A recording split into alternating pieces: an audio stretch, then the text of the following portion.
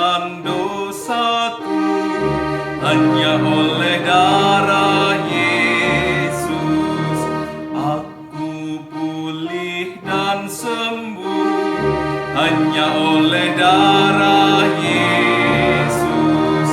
Oh, darah Tuhanku, sumber pembasuhku, sucilah hidupku, hanya oleh darah Yesus. Salam sahabat GKI Gendung Indah yang dikasihi Tuhan Yesus Kristus.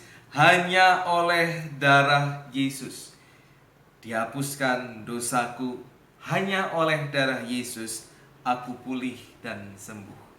Hanya oleh kasih Yesus, hanya oleh darah Yesus kita mengalami damai sejahtera Tuhan. Biarlah damai sejahtera itu tetap dirasakan oleh sahabat-sahabat GKI Gunung Indah sampai pada malam hari ini, di mana kita yang mengalami damai sejahtera Kristus itu rindu pula untuk menyambut firman-Nya. Mari kita persiapkan diri kita di akhir pekan ini, Sabtu 30 Mei 2020, untuk menyambut sapaan Tuhan dari Kejadian 42 ayat 24 sampai dengan 28 dengan tema tawar hati. Terlebih dahulu kita berdoa. Kami bersyukur ya Tuhan untuk pemeliharaanmu. Biarlah kasih-Mu tetap kami miliki, sehingga hati kami menjadi hati yang teguh, hati yang pasrah berserah kepadamu, yang percaya. Karena kasih-Mu luar biasa memelihara kami. Biarlah firman-Mu juga meneguhkan kami di dalam Tuhan Yesus Kristus. Amin. Mari kita membaca firman Tuhan, Kejadian pasal 42 ayat 24 sampai dengan 28 di akhir pekan ini. Demikian firman Tuhan. Maka Yusuf mengundurkan diri dari mereka lalu menangis. Ya, kemarin sudah kita baca itu. Kemudian ia kembali kepada mereka dan berkata-kata dengan mereka. Ia mengambil Simeon dari antara mereka, lalu disuruh belenggu di depan mata mereka. Sesudah itu Yusuf memerintahkan bahwa tempat gandum mereka akan diisi dengan gandum, dan bahwa uang mereka masing-masing akan dikembalikan ke dalam karungnya, serta bekal mereka di jalan akan diberikan kepada mereka.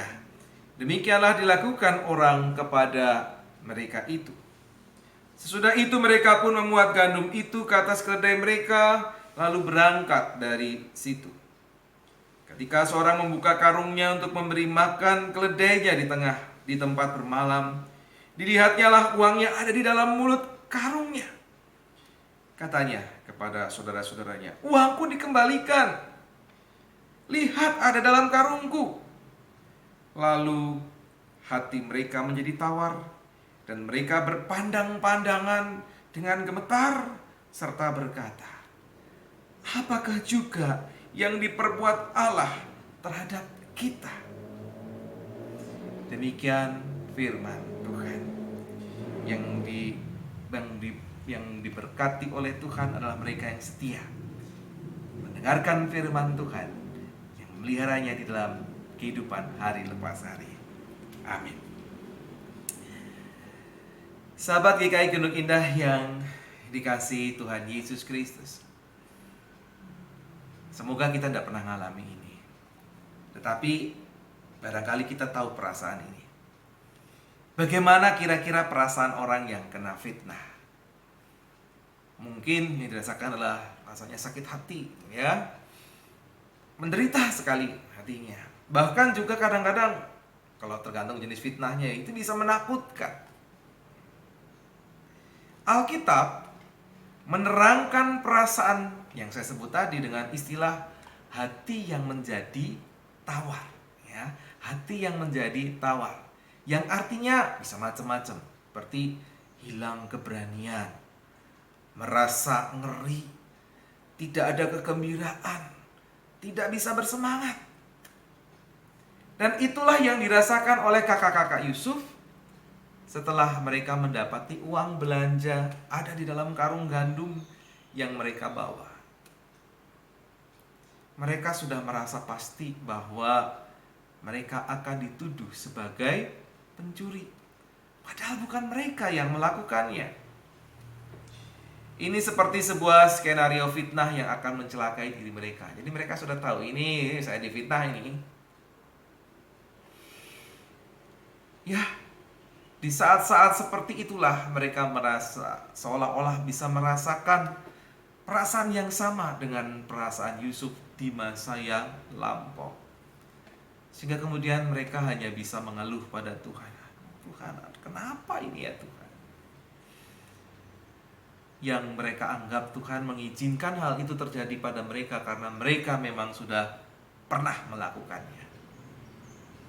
Nah, oke. Sahabat GKI Gendut Indah yang dikasihi Tuhan. Di masa modern ini, fitnah itu bisa terjadi dari sebuah berita hoax. Ya. Berita hoax itu bisa menjadi fitnah. Karena itu hati-hati menggunakan, bukan mulut sekarang, jarimu. Hati-hati gunakan jarimu.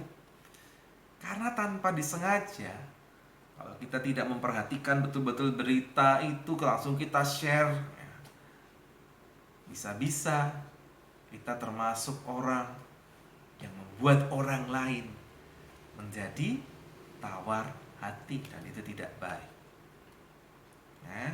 Jangan membuat orang menjadi tawar hati. Jadilah orang yang bisa membuat orang lain bersuka cita dan gembira.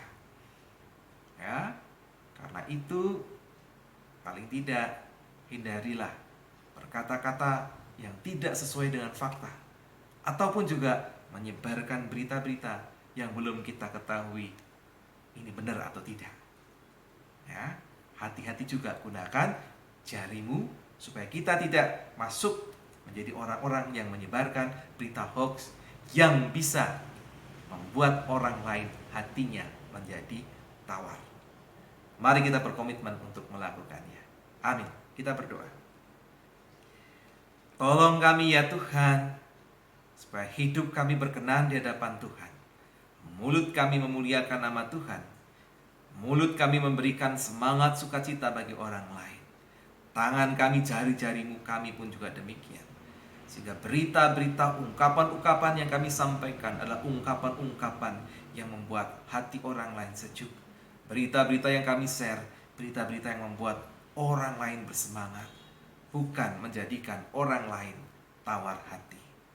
Tolong kami untuk melakukannya di dalam Tuhan Yesus Kristus. Amin. Mari kita akhiri Sapa Malam Gembala pada malam hari ini. Kita menyanyikan Kidung Jemaat 36 bait yang kedua.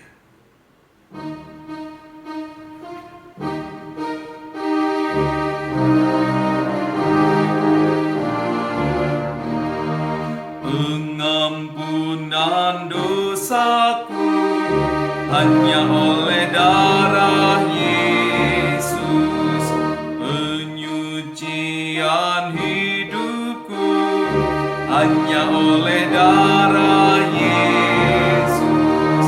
Oh, darah Tuhanku, sumber pembasuhku, sucilah hidupku hanya oleh darah Yesus. Selamat malam, sampai berjumpa kembali di hari Senin mendatang. Tuhan Yesus memberkati. Amin.